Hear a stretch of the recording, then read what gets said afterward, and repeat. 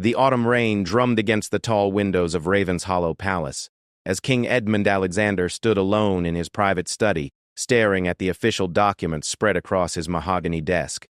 The flickering candlelight cast long shadows across the parchment that would change everything. His weathered hands trembled slightly as he reached for his fountain pen, the weight of his decision pressing down upon his shoulders like a heavy cloak.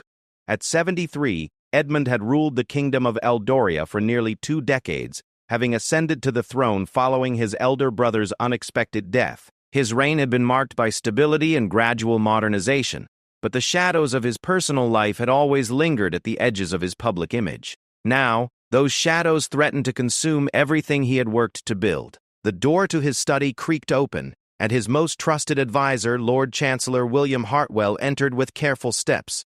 The elderly man had served 3 monarchs and possessed an uncanny ability to read the political winds before they turned into storms. His silver hair was perfectly combed despite the late hour, and his sharp blue eyes immediately took in the scene before him. "Your Majesty," Hartwell said softly, closing the door behind him with a gentle click. "The documents have been prepared as you requested. However, I must ask one final time if you are absolutely certain about this course of action." King Edmund turned from the window, his face etched with lines that spoke of sleepless nights and difficult decisions. His once golden hair had long since turned silver, and his green eyes held a mixture of determination and profound sadness.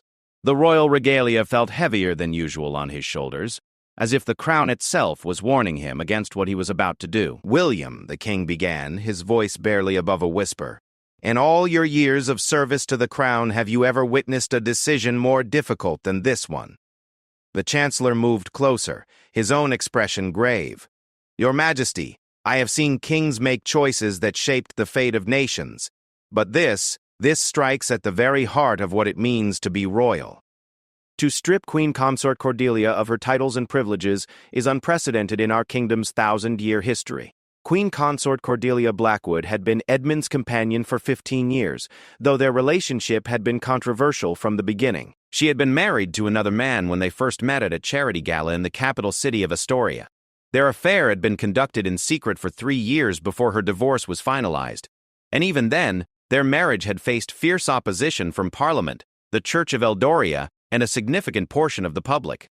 Despite the challenges, Cordelia had thrown herself into royal duties with remarkable dedication. She had championed causes close to her heart, particularly environmental conservation and literacy programs for underprivileged children. Her warm personality and genuine care for the people had gradually won over many of her critics, though a vocal minority continued to question her legitimacy as queen consort.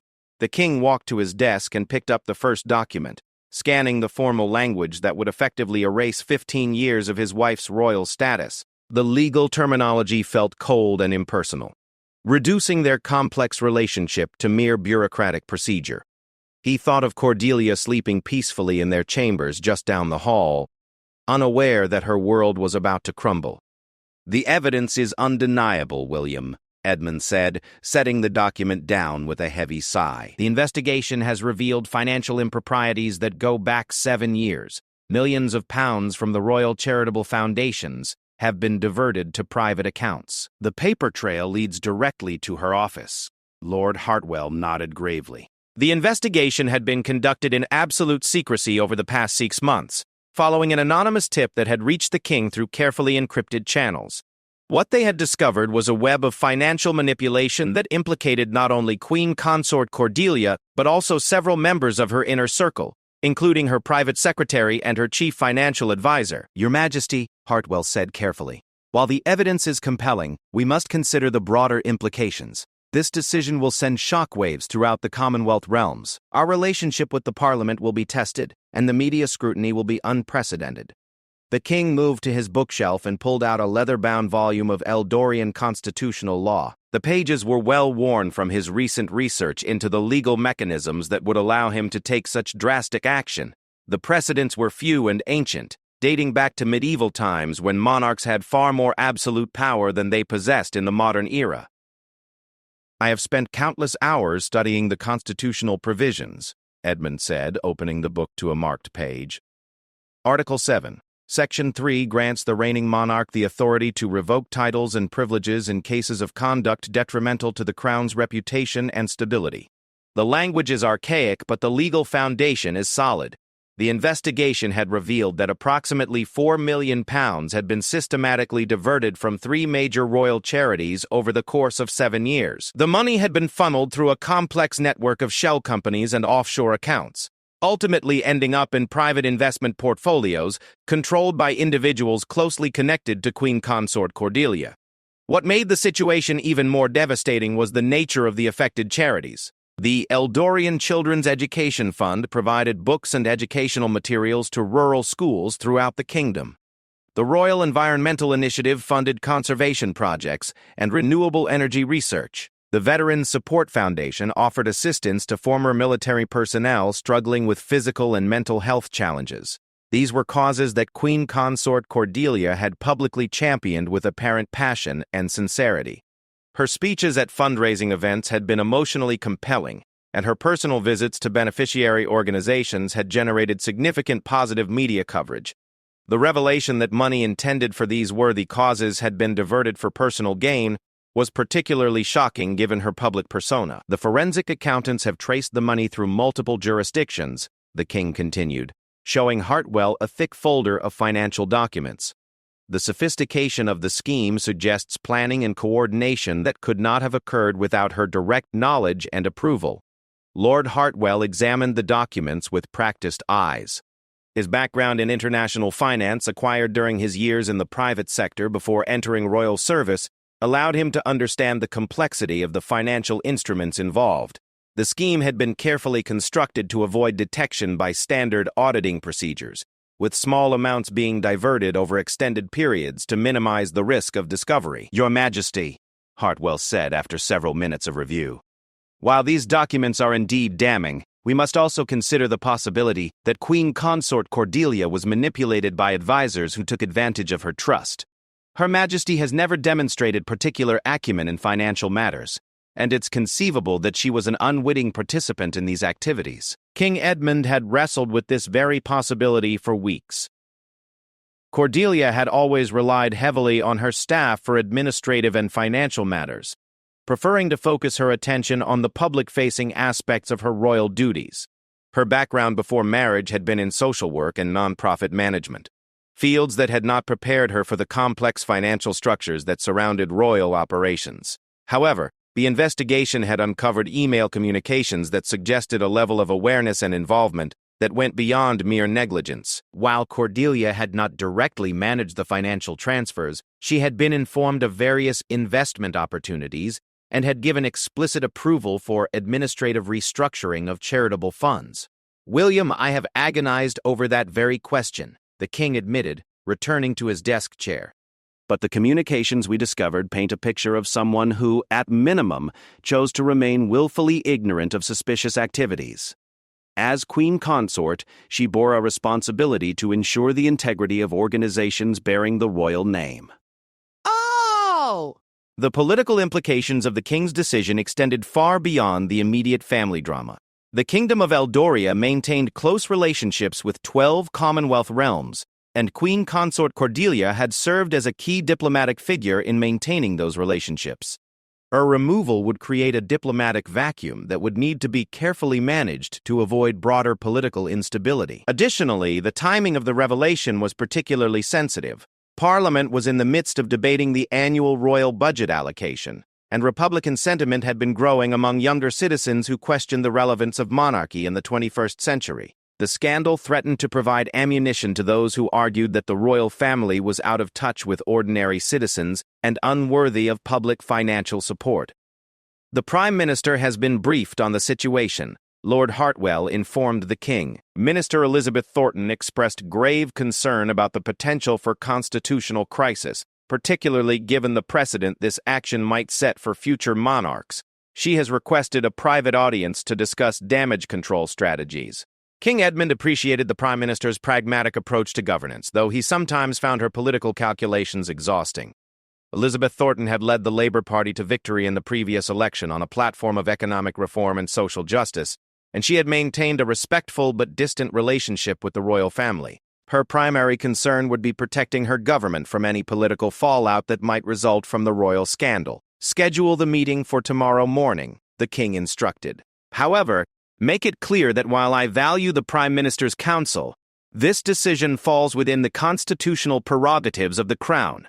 I will not allow political considerations to override questions of ethics and accountability. As the evening progressed, King Edmund found himself reflecting on the personal cost of his decision.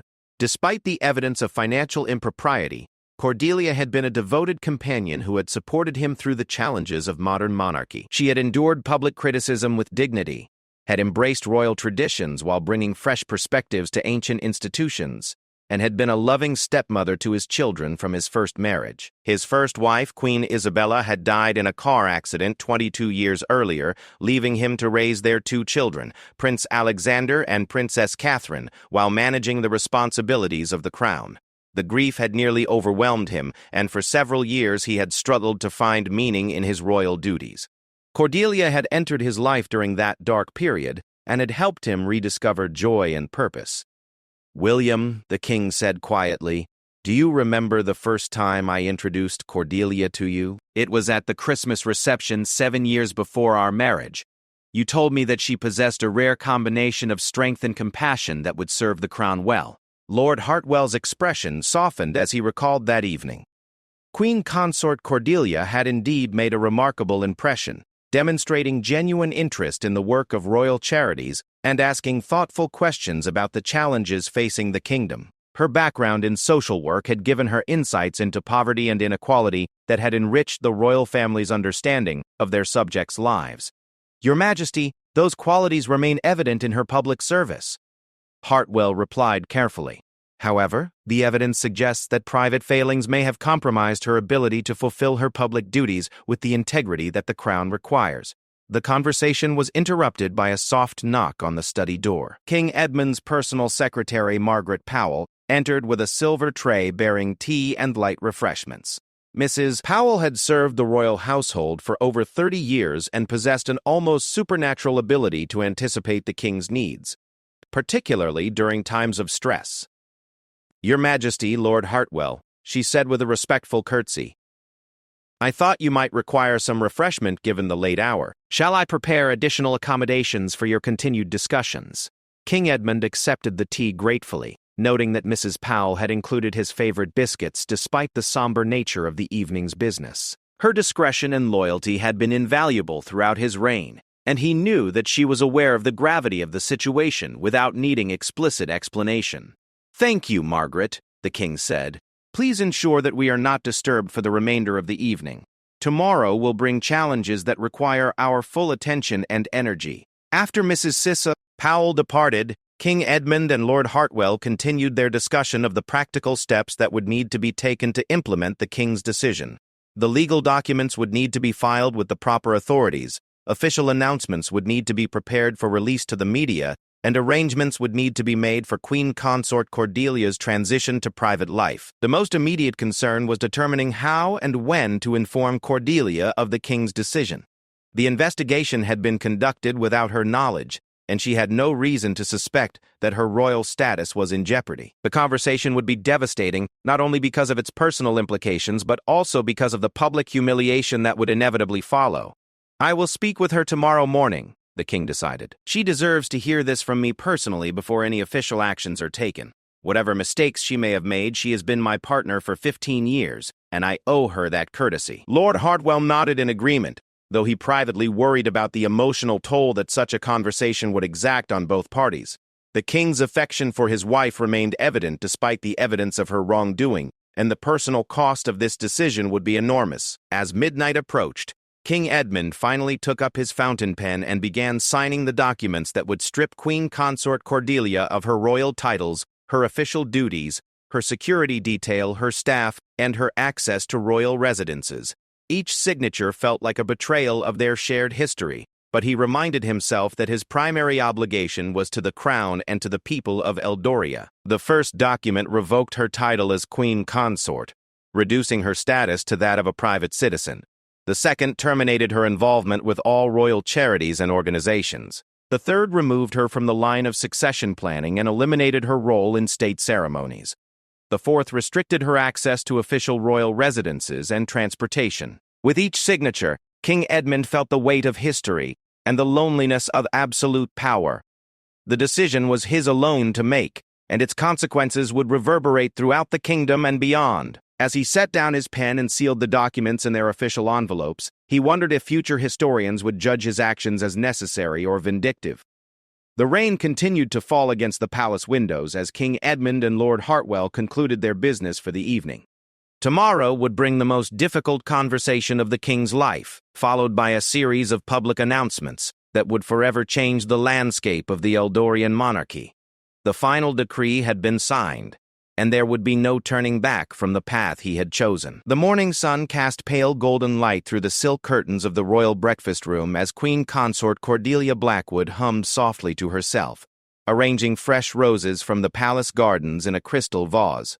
She was dressed in a powder blue cashmere sweater and pearls, her auburn hair swept back in an elegant chignon that had become her signature style.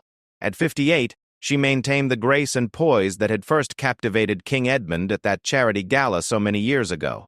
Cordelia had no idea that her husband had spent the entire night in his study, signing documents that would destroy her life. She was focused on the day ahead, which included a ribbon-cutting ceremony for a new children's library in the Eastern Province and a private dinner with the ambassador from the neighboring kingdom of Valeria. Her personal secretary had confirmed all appointments, and her lady-in-waiting had selected appropriate attire for each occasion. The breakfast room was one of Cordelia's favorite spaces in Raven's Hollow Palace. Unlike the grand state dining halls with their intimidating formality, this intimate chamber featured comfortable furnishings and family photographs that made it feel like a real home. She had personally overseen its redecoration 3 years earlier, choosing warm yellows and soft greens that reminded her of her childhood home in the countryside. As she waited for Edmund to join her for their usual morning meal, Cordelia reviewed the latest reports from her charitable organizations. The numbers were encouraging across all 3 major foundations under her patronage. The Children's Education Fund had distributed over 200,000 books in the past year alone. The Environmental Initiative had funded 6 successful renewable energy projects. The Veterans Support Foundation had provided counseling services to nearly 5,000 former military personnel. These achievements filled her with genuine pride and satisfaction. When she had first married Edmund, critics had accused her of being a mere social climber with no real commitment to public service. Proving them wrong had become a driving passion, and she had thrown herself into royal duties with an intensity that sometimes concerned her husband and staff. Her reverie was interrupted by the arrival of her lady-in-waiting, Lady Sarah Pemberton, who entered with an expression of barely concealed worry. Lady Sarah had served the royal household for 8 years and had developed an almost maternal affection for Queen Consort Cordelia. The 2 women had worked closely together to navigate the complex protocols of royal life, and Sarah had become one of Cordelia's most trusted confidants. "Your Majesty," Lady Sarah said with a slight tremor in her voice. "His Majesty has requested that you join him in his private study at your earliest convenience. He emphasized that the matter is of utmost importance and cannot be delayed." Cordelia looked up from her papers with surprise. It was highly unusual for Edmund to summon her to his study, particularly during their scheduled breakfast time. The private study was his sanctuary, a place where he conducted the most sensitive royal business and retreated when the pressures of monarchy became overwhelming. In 15 years of marriage, she could count on one hand the number of times she had been invited into that sacred space. "Did His Majesty indicate the nature of this important matter?" Cordelia asked, setting down her teacup with a gentle clink against the saucer. Lady Sarah shook her head, her carefully styled gray hair not moving despite the gesture. "I'm afraid not, Your Majesty.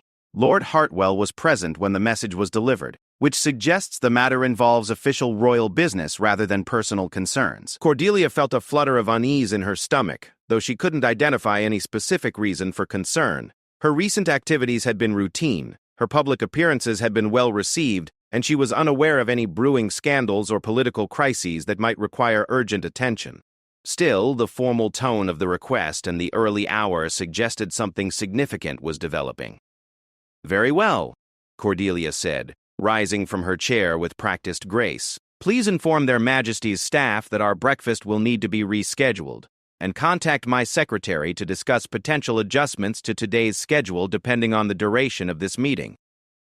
As she walked through the palace corridors toward Edmund's study, Cordelia's mind raced through various possibilities. Perhaps there had been a security threat that required changes to her upcoming public appearances.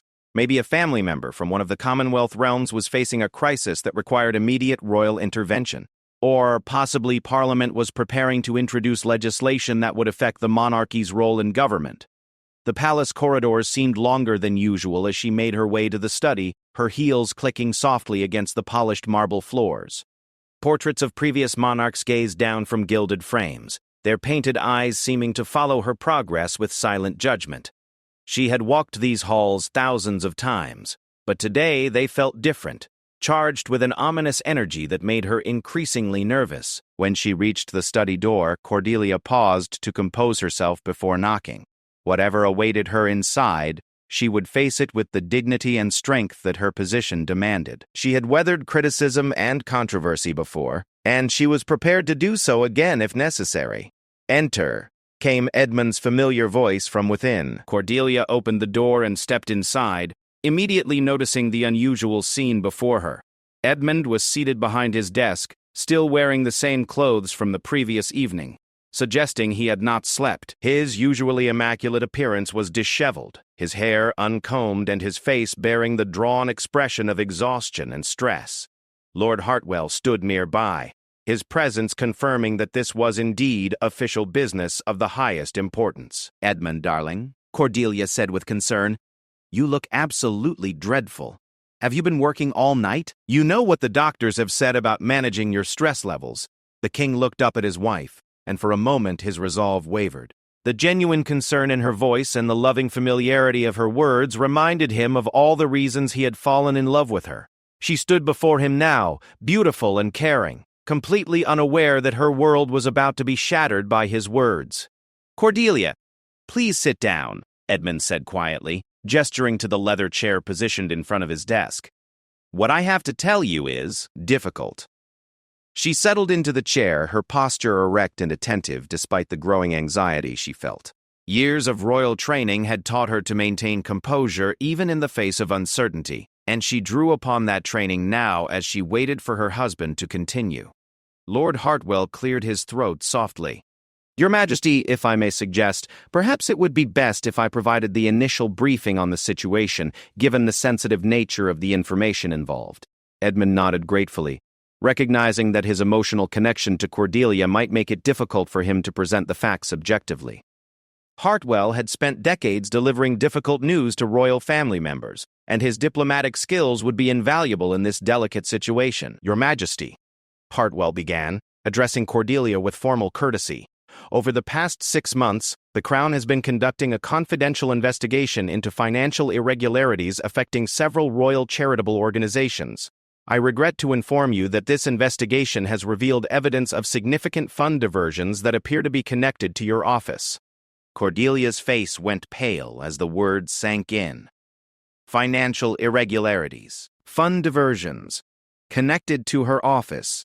The implications were staggering, but she couldn't immediately process what she was being told. Her charitable work was the foundation of her royal identity, the source of her greatest pride and satisfaction. "I'm sorry, Lord Hartwell, but I'm afraid I don't understand," Cordelia said, her voice steady despite the turmoil in her mind.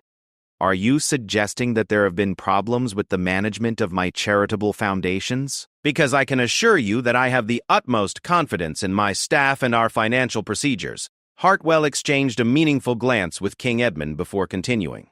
"Your Majesty, the investigation has uncovered evidence that approximately £4 million have been systematically diverted from 3 major royal charities over the course of 7 years. The Children's Education Fund, the Environmental Initiative, and the Veteran Support Foundation have all been affected." The room fell silent as Cordelia absorbed this information. £4 million. 7 years. 3 of her most important charitable organizations. The numbers seemed abstract and impossible, as if Hartwell were describing events from someone else's life rather than her own. That's impossible," she whispered, shaking her head in disbelief. Those charities are my life's work. Every pound raised, every program funded, every beneficiary served.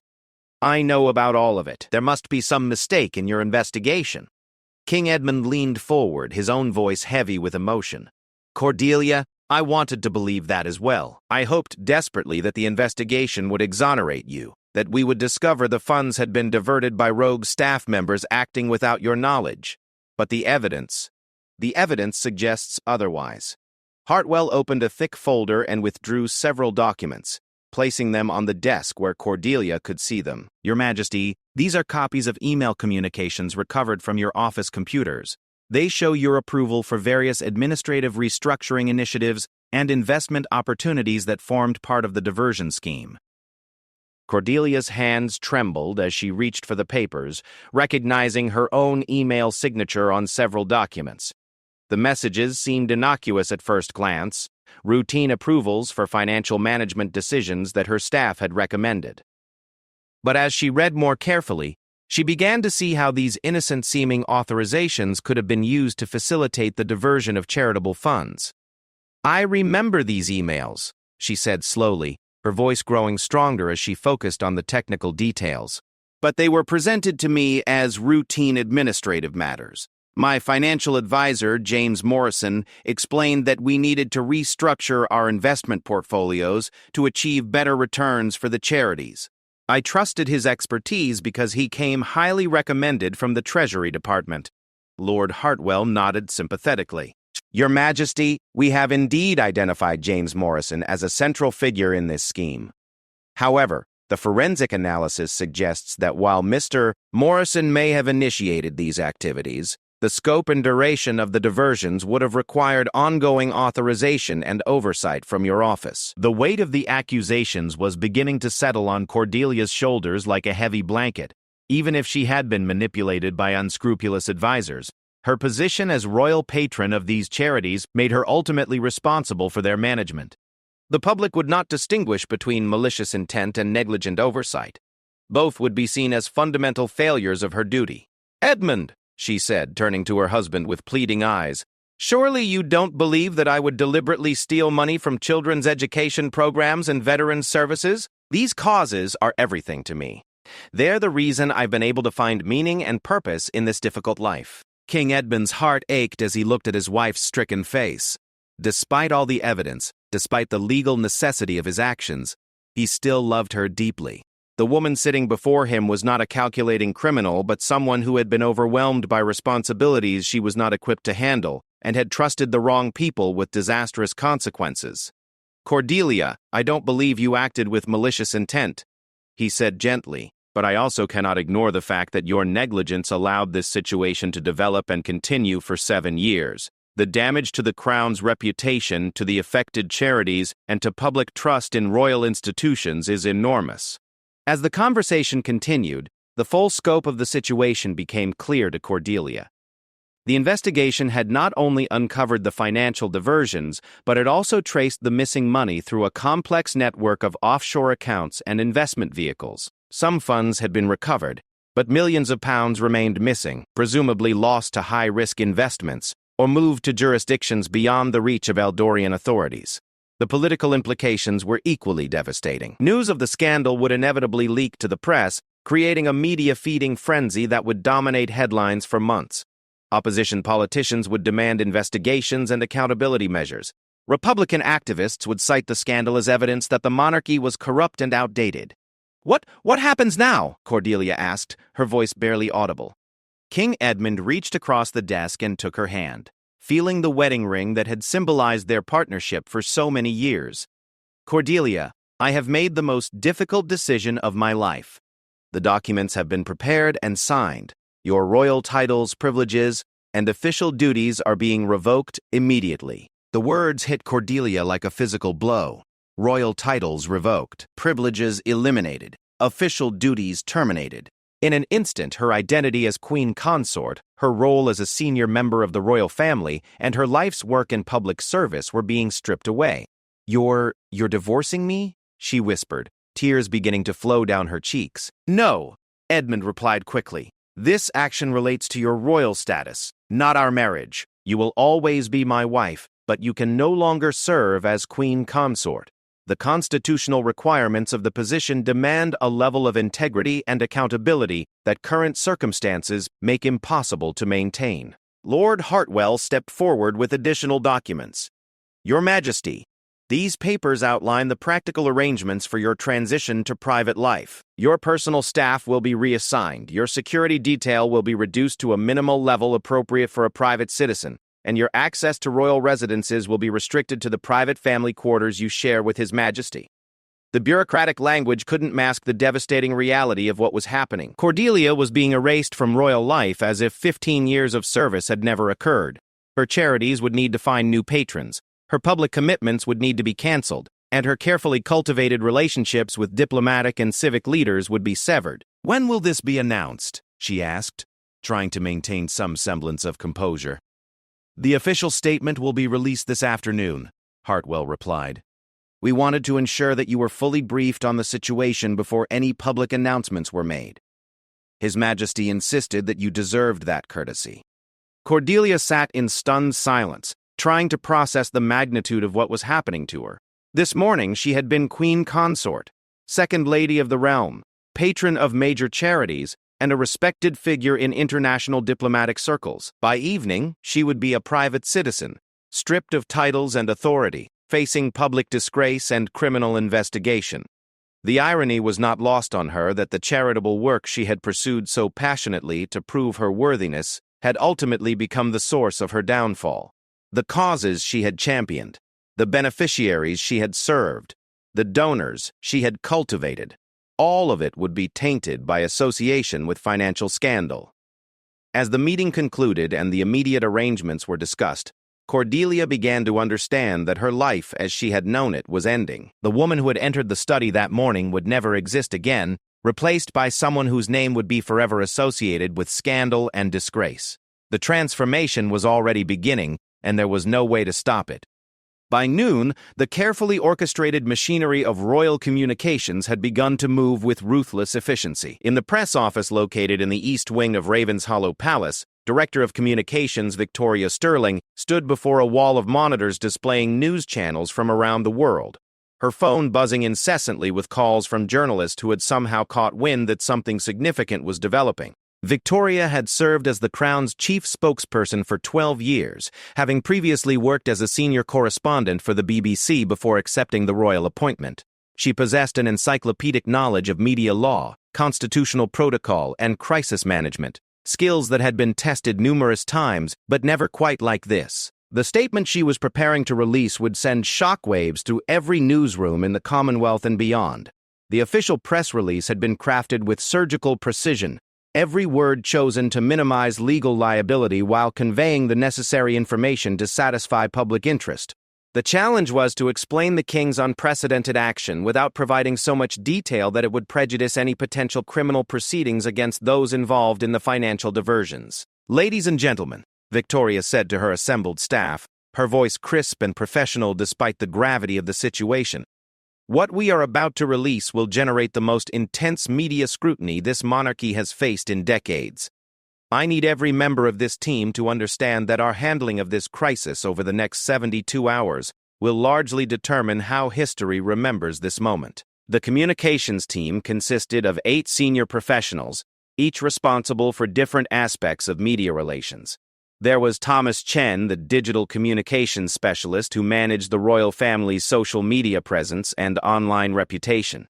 Sarah MacDonald oversaw relationships with international press correspondents. James Riley handled domestic television and radio interviews. Rebecca Lawson managed print media relations. The team also included specialists in parliamentary communications, Commonwealth affairs, and legal communications. Each team member had been personally briefed by Victoria about the nature of the crisis, though the full details of the investigation remained classified at the highest levels of government. They understood that Queen Consort Cordelia was being stripped of her titles due to financial irregularities, but the specific evidence and timeline of events was known only to a small circle, including the King, Lord Hartwell, Victoria, and the Prime Minister. The statement will be released simultaneously to all major news outlets at exactly 2 o'clock this afternoon, Victoria continued, distributing copies of the carefully worded document. We have coordinated with Downing Street to ensure that government spokespeople are prepared to respond to political questions, though they will defer all specific inquiries to the palace. The press release was a masterpiece of diplomatic language that managed to convey shocking information while maintaining the dignity and formality expected of royal communications. It began with traditional protocol language before delivering the devastating news with clinical precision. His Majesty King Edmund Alexander, by the grace of God, King of Eldoria and the Commonwealth realms, Defender of the Faith, hereby announces that effective immediately, Mrs. Cordelia Blackwood will no longer hold the title of Queen Consort or any associated royal privileges and responsibilities. This decision follows an extensive investigation into financial irregularities affecting several royal charitable organizations under Mrs. Blackwood's patronage. The statement continued with carefully neutral language about the ongoing investigation and the King's commitment to accountability and transparency. It emphasized that the decision was made with reluctance but was necessary to maintain public confidence in royal institutions. The final paragraph expressed the King's personal appreciation for Mrs. Blackwood's years of service while affirming that the constitutional requirements of monarchy demanded this difficult action. What the statement did not include was any mention of the specific amounts involved, the methods used to divert funds, or the individuals who had been implicated alongside the former Queen Consort. Those details would emerge through leaks and investigation reporting over the coming days and weeks, creating a sustained news cycle that would keep the story alive for months. Victoria had also prepared a comprehensive briefing document for senior palace staff, members of Parliament, and Commonwealth officials who would need to respond to inquiries from their respective constituencies. This document provided additional context and background information while maintaining appropriate discretion about ongoing legal proceedings. The international implications were particularly complex. Queen Consort Cordelia had served as a key figure in Commonwealth relations, having undertaken dozens of official visits and maintained personal relationships with leaders throughout the former British Empire. Her removal from royal duties would create diplomatic complications that would require careful management by the Foreign Office. As 2 o'clock approached, Victoria made final preparations for what she knew would be the most challenging afternoon of her professional career. Her phone was already ringing constantly, and she had received urgent requests for interviews from major news networks around the world. The strategy was to provide one comprehensive briefing rather than individual interviews, allowing for better message control while satisfying media demand for information. Meanwhile, in another part of the palace, former Queen Consort Cordelia was experiencing the immediate practical consequences of her changed status. Her personal secretary, Amanda Fletcher, had arrived that morning to find her office sealed and her access to royal communication systems terminated. The efficient bureaucracy that had supported Cordelia's royal activities for 15 years had been dismantled overnight. Amanda had worked for the royal household for 8 years, having previously served as a senior aide to Princess Catherine before being promoted to serve Queen Consort Cordelia directly. The shock of discovering her role had been eliminated was profound, not only because of the personal implications, but because of what it revealed about her employer's situation. "Mrs. Fletcher," said Palace Personnel Director Geoffrey Morrison, using Amanda's formal title rather than the more casual address she had become accustomed to. "I regret to inform you that your position as private secretary to Her Majesty the Queen Consort has been terminated effective immediately. You will be offered alternative employment within the royal household, subject to available positions and security clearance requirements." The conversation took place in a sterile conference room rather than the comfortable offices where Amanda had spent her working days. The change in environment and protocol emphasized the finality of what was happening. Her access badges had been deactivated, her royal email accounts had been closed, and her personal belongings from the office would be delivered to her after security review. Similar conversations were taking place throughout the palace as other members of Cordelia's staff learned that their positions had been eliminated. Lady Sarah Pemberton, her lady-in-waiting, received word that her services would no longer be required. The press officer assigned specifically to Cordelia's activities was reassigned to general palace communications duties. The security personnel responsible for her protection detail were reduced to a minimal level appropriate for protecting the king's spouse, rather than a working member of the royal family. The systematic dismantling of Queen Consort Cordelia's royal apparatus was both efficient and devastating. Within hours, the infrastructure that had supported her public role for 15 years had been erased as if it had never existed. The message was clear. She was no longer a public figure deserving of public resources or official support. In her private quarters, Cordelia sat in stunned silence, still wearing the same powder blue sweater and pearls she had put on that morning when her biggest concern was choosing appropriate flowers for the breakfast room. The clothing now seemed like a costume from a previous life, elegant and expensive but suddenly inappropriate for someone who was no longer royal. The practical implications of her new status were becoming clearer as the day progressed. Her scheduled appearances had been canceled without explanation, leaving confused officials and disappointed beneficiaries wondering what had happened to their expected royal patron. Her involvement with charitable organizations would need to be transferred to other members of the royal family, a process that would take months and would inevitably result in reduced attention and resources for the causes she had championed.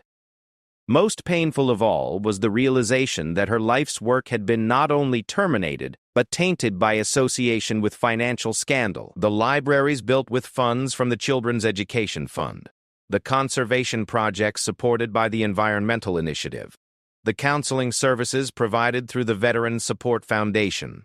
All of these achievements would now be remembered primarily as the scene of financial mismanagement, rather than successful public service. As afternoon approached, Cordelia could hear increased activity in the palace corridors as staff prepared for the media announcement that would make her disgrace public. She imagined news crews setting up outside the palace gates, editors preparing sensational headlines, and political commentators crafting analysis that would dissect her downfall for public consumption. The transformation from queen consort to private citizen had been swift and comprehensive, but Cordelia understood that the hardest part was yet to come. Once the news broke, she would face not only personal humiliation, but also potential criminal liability if the investigation determined that her role in the financial diversions constituted legal wrongdoing. At exactly 2 o'clock, Victoria Sterling stepped before the gathered media representatives in the palace's formal press briefing room. The ornate chamber, with its gilt decorations and royal portraits, provided a dramatically appropriate setting for the historic announcement she was about to make. "Ladies and gentlemen," Victoria began, her voice steady and professional, "I have a statement from His Majesty the King regarding changes to the royal household." The room fell silent as reporters realized they were about to hear something significant. Victoria's tone and demeanor suggested this was not routine palace business, but something that would dominate headlines around the world. She read the prepared statement with careful precision, pausing after each major point to allow the shocking information to register with her audience. When she reached the announcement that Queen Consort Cordelia's royal titles and privileges were being revoked, the room erupted with questions and exclamations of surprise. "Director Sterling, can you clarify the specific nature of these financial irregularities?" called out James Patterson from The Times. "Are criminal charges being considered?" shouted Sarah Williams from The Guardian. "What is the King's personal reaction to these developments?" demanded Michael Roberts from Sky News. Victoria raised her hand for silence, having anticipated the flood of questions. "I understand your need for additional information, but I must emphasize that this is an ongoing investigation involving potentially sensitive legal matters. The palace will provide updates as appropriate, but we cannot comment on specific evidence or potential legal proceedings." The questions continued for 30 minutes, with Victoria skillfully deflecting inquiries that might compromise the investigation, while providing enough information to satisfy immediate media interest. Her performance was professional and controlled, but beneath the polished exterior she was acutely aware that she was managing one of the most significant royal crises in modern history.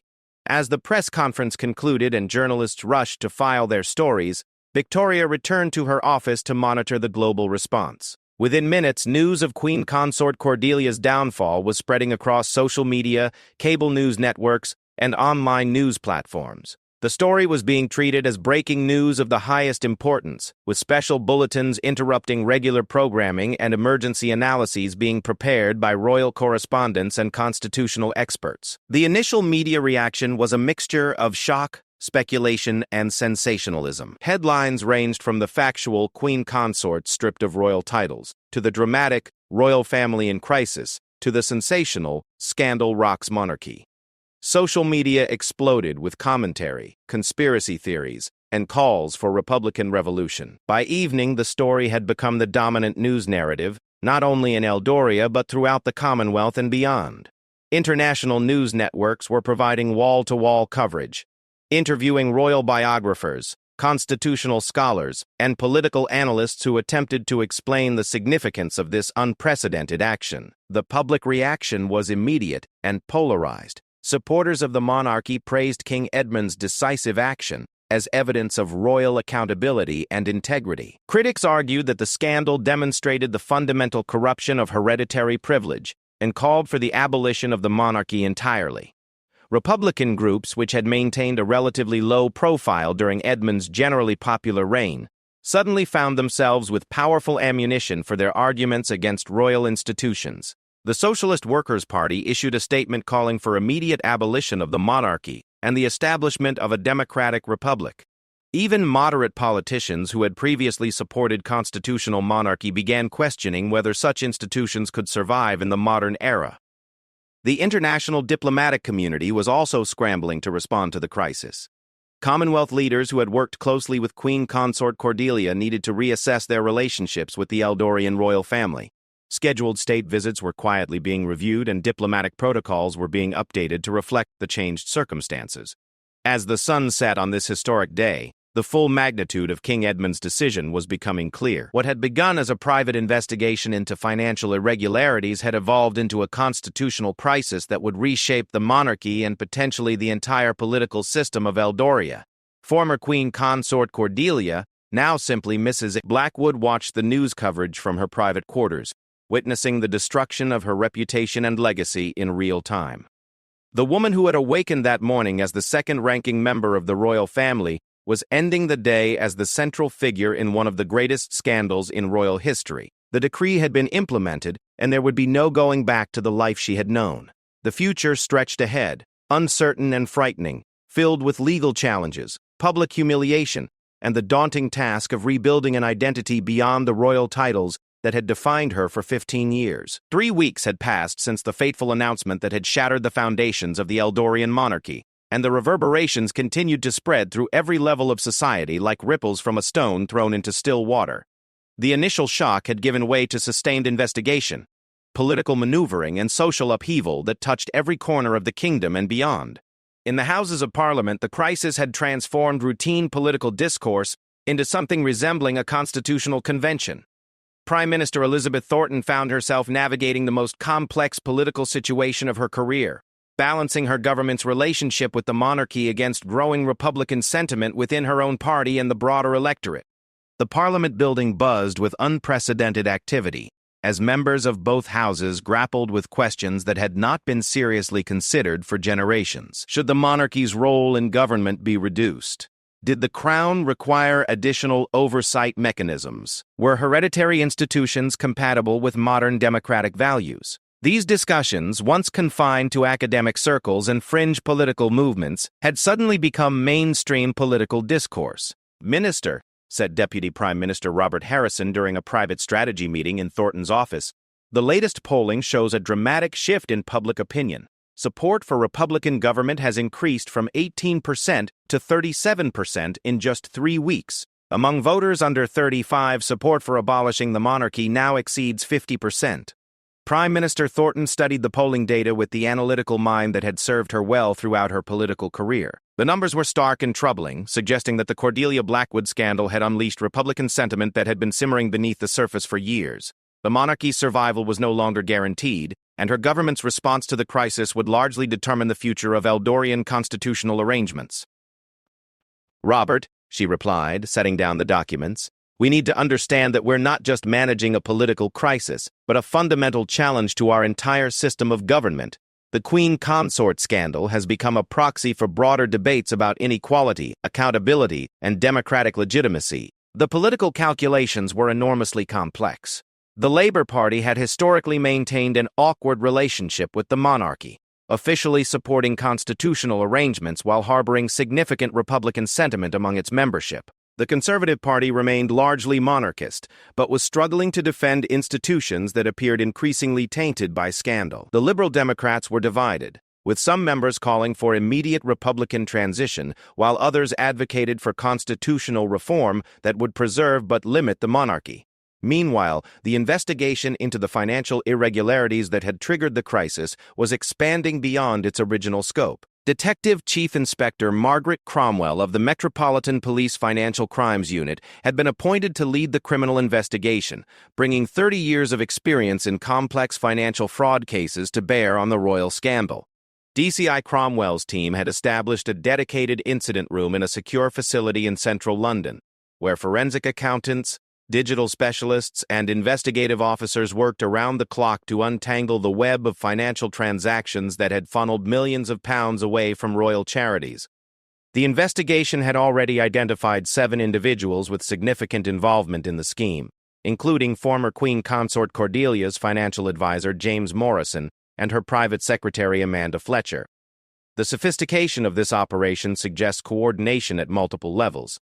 DCI Cromwell explained to her team during their morning briefing. We're not dealing with opportunistic theft, but with a carefully planned and executed scheme that operated for 7 years without detection. The question we need to answer is whether Mrs. Blackwood was an active participant or an unwitting victim of her advisor's manipulation. The evidence was accumulating steadily but remained ambiguous about Cordelia's precise role. Email communications showed her approval for various financial decisions, but the language was often vague and could be interpreted as routine administrative oversight, rather than knowing participation in fraud. Bank records revealed complex patterns of fund transfers, but determining which transactions were legitimate and which were part of the diversion scheme required detailed forensic analysis. The international dimension of the investigation was particularly challenging. The diverted funds had been moved through jurisdictions including Switzerland, the Cayman Islands, and Dubai, requiring extensive cooperation with foreign law enforcement agencies. Some money had been invested in legitimate financial instruments, while other portions had been used for high-risk speculative investments that had resulted in significant losses. "Inspector," said financial analyst David Kumar, looking up from his computer screen, displaying a complex web of bank transfers, "we've traced approximately £2.8 million to offshore investment accounts controlled by a company called Blackwater Holdings. The beneficial ownership leads back to a trust fund that appears to be connected to Mrs. Blackwood's personal financial arrangements."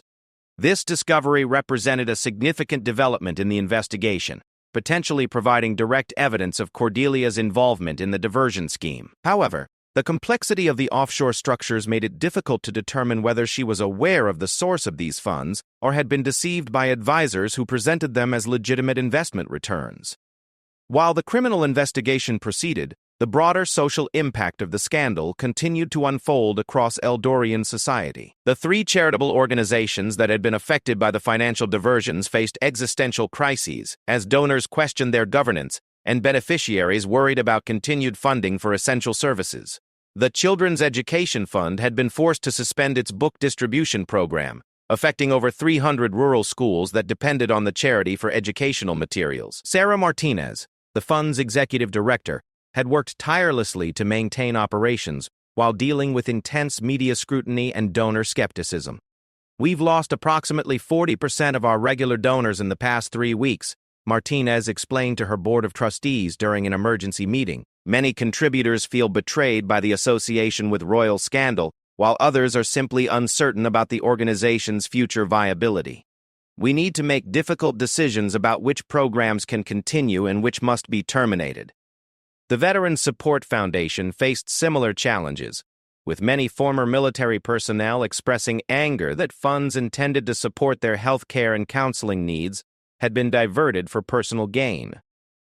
The foundation's helpline had been overwhelmed with calls from veterans seeking reassurance that their services would continue, creating additional stress for an organization already struggling with reduced resources. The environmental initiative had perhaps suffered the greatest reputational damage, as several high-profile conservation projects had been forced to halt due to funding shortfalls. The irony was particularly bitter given that environmental protection had been one of Cordelia's most passionate causes, and she had personally visited many of the affected sites to promote conservation efforts. In the midst of this institutional chaos, King Edmund struggled with the personal cost of his decision to strip his wife of her royal titles. The man who had signed the fateful documents 3 weeks earlier now faced the daily reality of living with the consequences of his actions, both for his kingdom and for his marriage. The king's daily routine had been fundamentally altered by the crisis. His schedule was now dominated by meetings with government officials, constitutional lawyers, and senior palace staff as they worked to manage the ongoing fallout. The easy companionship he had enjoyed with Cordelia for 15 years had been replaced by awkward formality as they navigated their changed relationship. Breakfast conversations that had once covered family matters and shared interests now focused on legal developments and media management. The woman who had been his partner in royal duties was now effectively under house arrest, her movements restricted and her communications monitored as part of the ongoing investigation. "Edmund," Cordelia said during one of their increasingly rare private conversations, "do you ever wonder if we made the right choice all those years ago? Perhaps the critics were right that someone with my background was never truly suited for this role." The king looked at his wife, noting how the stress of recent weeks had aged her visibly. Her auburn hair showed more gray than before, and her usually impeccable posture had given way to a slumped weariness that spoke of profound defeat. The confident, passionate woman he had married seemed to have disappeared, replaced by someone uncertain and diminished. "Cordelia, you brought joy and purpose to my life when I needed it most," Edmund replied honestly.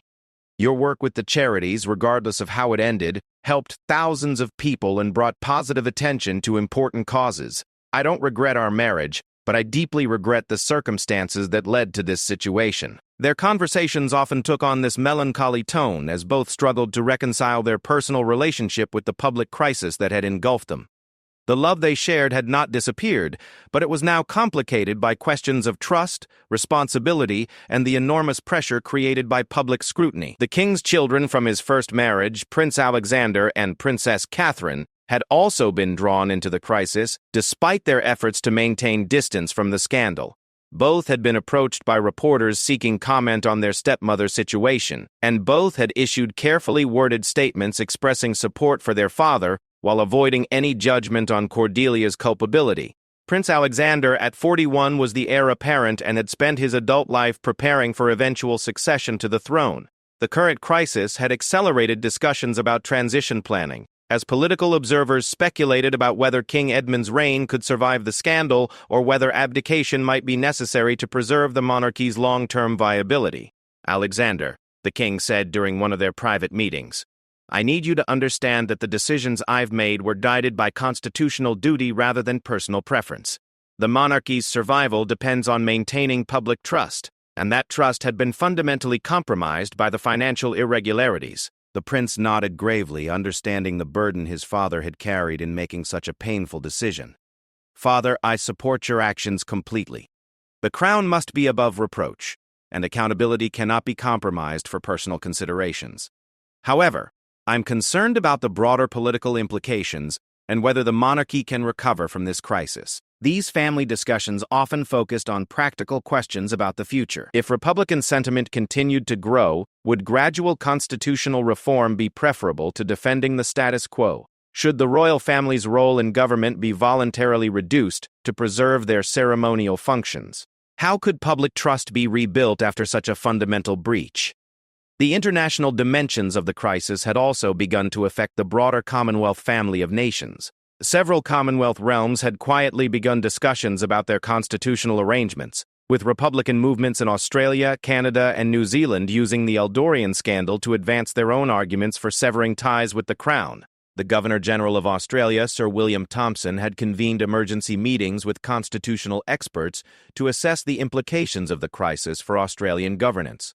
While Australia maintained its own constitutional monarchy separate from direct Eldorian control, the shared symbolism and historical connections meant that scandal affecting one Commonwealth monarchy inevitably affected others. "Prime Minister," Sir William told Australian Prime Minister Jennifer Walsh during a confidential briefing, "we're receiving increasing inquiries from Republican groups who see this as an opportune moment to advance their agenda. The polls are showing increased support for constitutional change, and I believe we need to prepare for the possibility of a referendum on the monarchy's future role. Similar discussions were taking place in capitals throughout the Commonwealth as political leaders grappled with the spillover effects of the Eldorian crisis. The stability that had characterized constitutional monarchy for decades was being challenged by questions about accountability, transparency, and democratic legitimacy that had been dormant for generations. As the fourth week of the crisis began, it was clear that the initial shock had evolved into something more profound and potentially permanent. The financial scandal that had triggered King Edmund's dramatic action had unleashed forces of political and social change that would reshape not only Eldoria, but the entire Commonwealth system of government. The decree stripping Cordelia of her royal titles had achieved its immediate objective of demonstrating royal accountability, but it had also created new challenges that would test the monarchy's ability to survive in an increasingly democratic and egalitarian world. The final outcome remained uncertain, but the transformation had begun, and there was no possibility of returning to the comfortable stability of the past. The woman once known as Queen Consort Cordelia, now legally just Mrs. Blackwood, continued to live in the shadow of her former role, waiting for the investigation to conclude and hoping that somehow she might find a path to redemption. But as each day passed, it became increasingly clear that her fall from grace was not just a personal tragedy, but a catalyst for fundamental changes in the nature of monarchy itself. The decree had been implemented, but its consequences were still unfolding, touching every aspect of Eldorian society and challenging assumptions about power, privilege, and accountability that had remained unexamined for generations. 6 months had passed since the morning that changed everything, and the kingdom of Eldoria had settled into a new reality that few could have imagined when King Edmund first signed the documents stripping his wife of her royal titles. The initial crisis had evolved into a permanent transformation of not just the monarchy but the entire political and social fabric of the nation. The criminal investigation led by Detective Chief Inspector Margaret Cromwell had finally reached its conclusion, delivering a complex verdict that satisfied no one completely but provided the legal resolution that the kingdom desperately needed. After months of forensic accounting, international cooperation, and careful legal analysis, the Crown Prosecution Service had decided to pursue criminal charges against 4 individuals connected to the financial diversions, while declining to prosecute Cordelia Blackwood herself. The evidence suggests that Mrs. Blackwood was negligent in her oversight responsibilities but did not knowingly participate in the fraudulent diversion of charitable funds, announced Director of Public Prosecutions Helen Morrison during a carefully staged press conference. While her failure to exercise proper supervision contributed to the continuation of this scheme, the threshold for criminal liability has not been met in her specific case. The decision represented a compromise that reflected the ambiguous nature of the evidence. Cordelia's email approvals and administrative oversights had enabled the scheme to continue, but prosecutors could not prove beyond reasonable doubt that she had understood the fraudulent nature of the activities she was authorizing. Her background in social work rather than finance, combined with her documented reliance on professional advisors, created sufficient reasonable doubt about her criminal intent. However, the 4 individuals who were charged faced serious consequences. James Morrison, her former financial advisor, was sentenced to 8 years in prison for fraud and money laundering. Amanda Fletcher, her private secretary, received a suspended sentence and community service after cooperating with the investigation. 2 other associates received prison terms of varying lengths, and all were ordered to pay substantial restitution to the affected charities. The legal resolution provided some closure, but the broader political and constitutional questions raised by the scandal remained unresolved. The 6 months since the initial crisis had seen sustained debate about the future of the monarchy, with opinion polls showing continued volatility in public support for royal institutions. Prime Minister Elizabeth Thornton had spent much of this period navigating between competing pressures from Republican activists who demanded immediate constitutional change and monarchist traditionalists who argued for preserving existing arrangements. Her government's response had been to propose a series of constitutional reforms that would maintain the monarchy while increasing transparency and accountability. We believe that constitutional monarchy can adapt to modern expectations while preserving the stability and continuity that have served our nation well for centuries, Thornton announced during a major parliamentary address. However, this adaptation requires fundamental changes in how royal institutions operate and how they are held accountable to the people they serve. The proposed reforms included the establishment of an independent royal oversight commission, with authority to audit royal finances and investigate complaints about royal conduct. The commission would be appointed by Parliament rather than the Crown, ensuring independence from royal influence. Additionally, the reforms proposed significant reductions in the civil list payments to members of the royal family and new transparency requirements for royal charitable activities. These proposals had generated intense debate across party lines. Conservative members argued that the reforms would undermine royal dignity and effectiveness, while some Labour members contended that the changes did not go far enough toward democratic accountability. The Liberal Democrats generally supported the reforms but pushed for even more extensive transparency measures. The public response to the proposed reforms was mixed, reflecting the deep divisions that had emerged during the crisis. Polls consistently showed that while support for complete abolition of the monarchy remained a minority position, there was overwhelming support for increased accountability and transparency in royal operations. King Edmund himself had embraced the reform proposals, recognizing that the monarchy's survival depended on demonstrating its willingness to change with the times. His public statements had consistently emphasized themes of accountability, service, and adaptation to modern expectations. The events of this year have taught us that no institution, regardless of its history or traditions, can take public support for granted, the king declared during his annual Christmas broadcast. The crown must earn the respect and confidence of each generation through demonstrated commitment to the highest standards of integrity and service. The king's personal situation remained complex and painful. His relationship with Cordelia had survived the crisis, but it had been fundamentally altered by the events and their aftermath.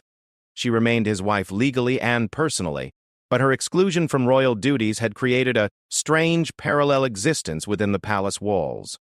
Cordelia had retreated from public life entirely, declining all interview requests and maintaining complete silence about the scandal and its aftermath. Her days were now spent in private study, charity work conducted away from media attention, and quiet contemplation of how her life had changed so dramatically. The woman who had once commanded international attention as queen consort had become almost invisible, known to the public only through occasional glimpses captured by long-range photographers. "I wake up each morning and for just a moment forget what has happened," Cordelia confided to her sister Margaret during one of their infrequent phone conversations. "Then reality returns, and I remember that the life I knew is gone forever." I'm not bitter toward Edmund. He did what he felt was necessary. But I'm still trying to understand how I could have been so blind to what was happening around me. Her sister, who lived quietly in the countryside as a retired teacher, had become one of Cordelia's few remaining sources of emotional support. The friendships and professional relationships that had defined her royal years had largely evaporated, leaving her isolated and struggling to define a new identity beyond the titles she had lost. The 3 charitable organizations that had been affected by the financial diversions had undergone complete restructuring under new leadership and oversight arrangements. The recovery process had been slow and painful, with each organization losing significant donor support and having to rebuild public trust from the ground up. The Children's Education Fund had eventually resumed its book distribution program, but at a much reduced scale. New governance procedures required multiple approvals for all expenditures and independent auditing of all financial activities.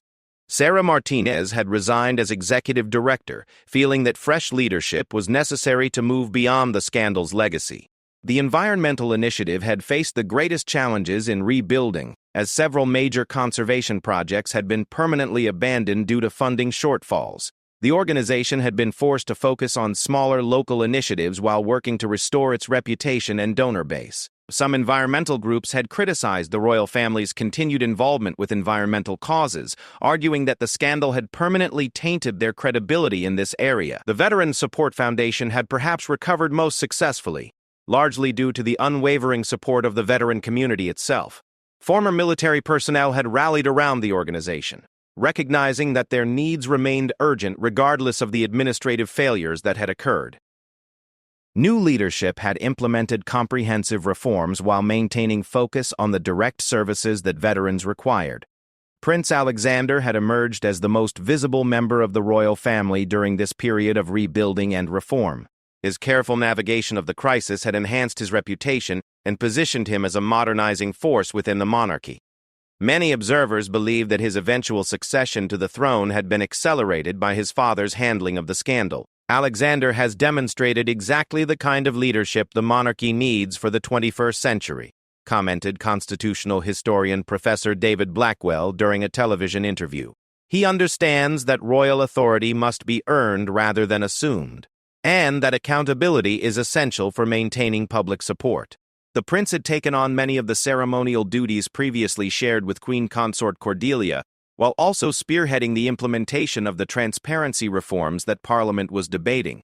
His approach combined respect for royal traditions with openness to necessary changes, a balance that seemed to resonate with public opinion. Princess Catherine had maintained a lower profile throughout the crisis, continuing her existing charitable commitments while avoiding any activities that might be seen as replacing her former stepmother's role. Her approach had been to demonstrate consistency and reliability rather than seeking to expand her public responsibilities during the period of institutional uncertainty. The international implications of the crisis had also stabilized somewhat, though the long-term effects remained significant. Several Commonwealth realms had indeed initiated discussions about their constitutional arrangements, but none had moved immediately toward republican government. The measured response of the Eldorian monarchy to the crisis had actually strengthened arguments for constitutional monarchy in some jurisdictions, as it demonstrated the system's capacity for self-correction and reform. However, the symbolic impact of the scandal had been profound. The image of monarchy as inherently dignified and above ordinary human failings had been permanently shattered, replaced by a more realistic, but perhaps more sustainable understanding of royal institutions as human organizations requiring proper oversight and accountability. As the 6-month mark passed, media attention had largely moved on to other stories, though royal correspondents continued to analyze every development in the ongoing constitutional reforms and speculate about the monarchy's long-term prospects. The initial feeding frenzy had given way to more thoughtful analysis of the systemic changes that were reshaping British constitutional arrangements. Public opinion polling showed that the monarchy's approval ratings had stabilized at levels significantly lower than before the crisis, but still representing majority support. Crucially, support for the proposed reforms was overwhelming, suggesting that the public was more interested in change than abolition. What we're seeing is not the end of monarchy, but its evolution, explained political scientist Dr. Rachel Thompson during a conference on constitutional change. The crisis forced a reckoning that was probably inevitable given changing social expectations about transparency and accountability. The monarchy's survival will depend on its ability to adapt to these new expectations while maintaining its essential constitutional functions. The proposed Royal Oversight Commission had gained broad support and was expected to be established within the next year. This body would have unprecedented authority to investigate royal activities and would report directly to Parliament rather than to the Crown. The creation of such an institution represented a fundamental shift in the relationship between monarchy and democratic government. For Cordelia, now known simply as Mrs. Blackwood in official contexts, though she remained the king's wife, the stabilization of the crisis brought little comfort. Her legal exoneration had cleared her of criminal liability, but it had done nothing to restore her reputation or her role in public life. She remained effectively in exile within her own home, cut off from the work and relationships that had defined her adult life. "I don't expect forgiveness or redemption," she had written in a private letter to one of her former charity colleagues. "I understand that my failures, regardless of their technical legality, caused real harm to people and organizations I cared about deeply. I can only hope that someday I might find a way to make some small contribution to repairing that damage." The letter had been shared confidentially among former associates and had generated some sympathy for her situation. But there was no realistic prospect of her return to any form of public role. The damage to her reputation was too severe, and the political risks of any royal association were too great.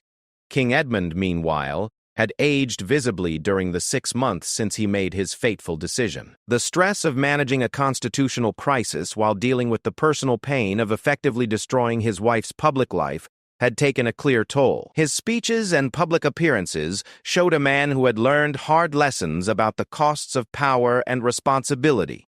Every decision a monarch makes affects not just individuals, but institutions, and even the concept of monarchy itself, he reflected during a rare interview with the BBC.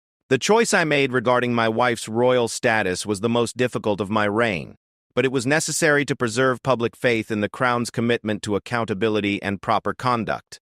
As the kingdom moved forward into an uncertain future, the events triggered by King Edmund's final decree had fundamentally altered the landscape of British constitutional monarchy. The crisis had demonstrated both the fragility and the resilience of democratic institutions, showing how quickly public trust could be lost, but also how systems could adapt and reform when faced with existential challenges. The monarchy that emerged from this crisis would be different from the one that had existed before, more transparent, more accountable, and more aware of its dependence on public approval. Whether these changes would be sufficient to ensure the institution's long-term survival remained an open question, but they represented the most significant constitutional evolution in centuries. The final decree had achieved its immediate purpose of demonstrating royal accountability, but its ultimate legacy would be the transformation of British governance itself. In stripping his wife of her titles and privileges, King Edmund had not just ended one woman's royal career, but had begun a process of institutional change that would reshape the monarchy for generations to come. The woman who had awakened 6 months earlier as queen consort would never hold royal titles again, but her downfall had paradoxically strengthened the institution she had unwittingly damaged. Through her failure and disgrace, the monarchy had learned to adapt, reform, and survive in a world that no longer took royal authority for granted. The decree was final, but its consequences would echo through British constitutional history for decades to come, marking the moment when the ancient institution of monarchy finally embraced the accountability that democracy demanded.